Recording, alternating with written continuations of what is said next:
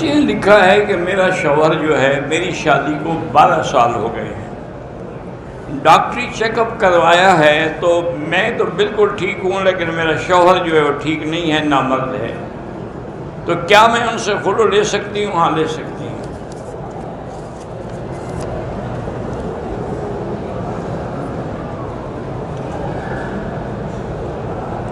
ہم کسی ٹیم کے ساتھ پیسے لگا کے اگر پیسے دونوں طرف سے ہوں تو پھر وہ حرام ہے۔ ایک طرف سے ہوں کہ جیت گئے تو ہم انعام دیں گے، وہ جائز ہے۔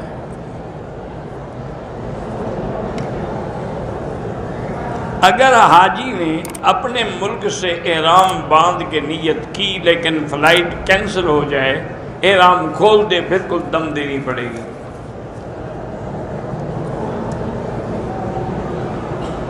اگر کوئی آدمی 15 گھنٹے ٹرین میں سفر کر رہا ہے، دوران سفر سو گیا، احترام ہو گیا، اب گھر جا کر غسل کرے یا ٹرین میں؟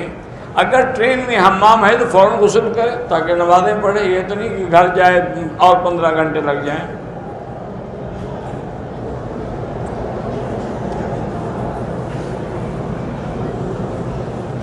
اگر کوئی دوسرے شہر میں رہتا ہے اور وہ 4 دفعہ درود پڑھ کے کسی مردے کو بخشے، انشاءاللہ ثواب ملے گا، باقی اللہ کی مرضی ہے، بخشے نہ بخشے۔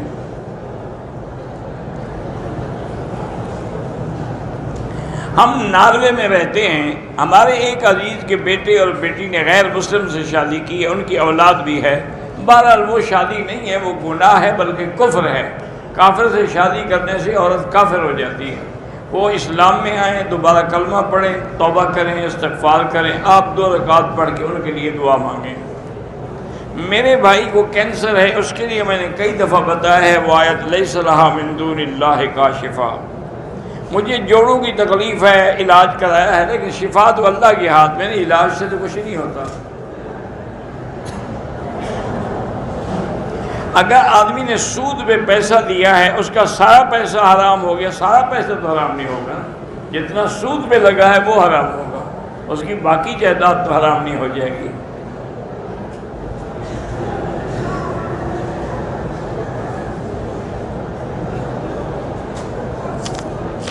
کہتے ہیں جی کہ حضور نے فرمایا ہے کہ جو کافروں میں رہتے ہیں میں ان سے بری ہوں۔ مراد یہ ہے کہ ایسے ملک میں جہاں اسلام پہ عمل کرنا مشکل ہو۔ باقی تمہیں دیوبند والوں سے تکلیف ہے تو تکلیف محسوس نہ کرو، ان کے تو مدرسے میں 6000 طالب ہیں، تو وہاں کون سی ان کو تکلیف ہے کہ وہ دین پہ نہیں چل سکتے؟ اور اس ملک میں 25 کروڑ مسلمان ہیں، یہ تو اب لڑائیاں ہو جاتی ہیں، اللہ معاف کرے بچائے، ان پر تو کوئی اعتراض نہیں کہ وہاں کیوں مدرسہ بنایا ہے۔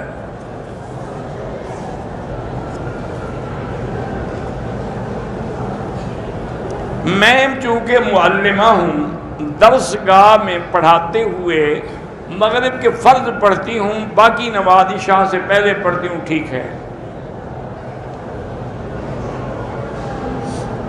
کہتے ہیں کہ بعض لوگ جو تقلید کے مخالف ہیں وہ بھی بڑے فتنہ پیدا کر رہے، اللہ ان کو بھی ہدایت دے۔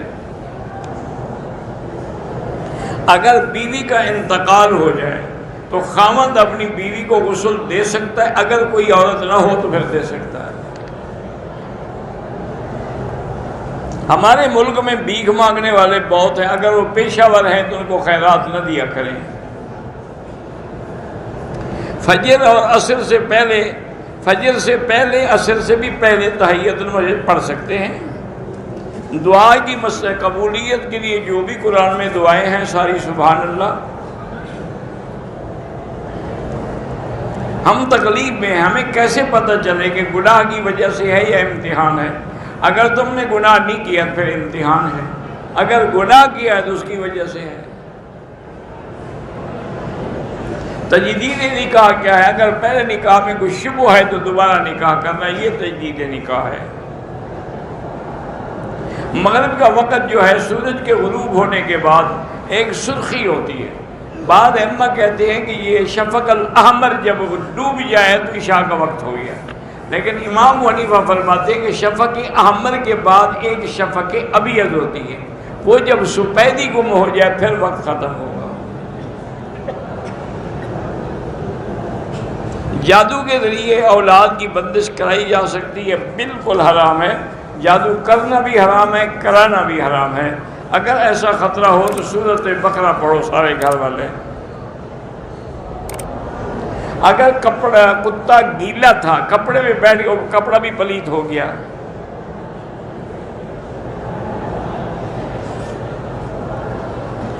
میری دوست ہے، بیوہ ہے، وہ کہتے ہیں میں دوسری شادی نہیں کرنا چاہتی کیونکہ میری تمنا ہے کہ میں جنت میں بھی اپنے اسی پہلے خاوند کے ساتھ رہوں۔ تو ٹھیک ہے، اچھی بات ہے۔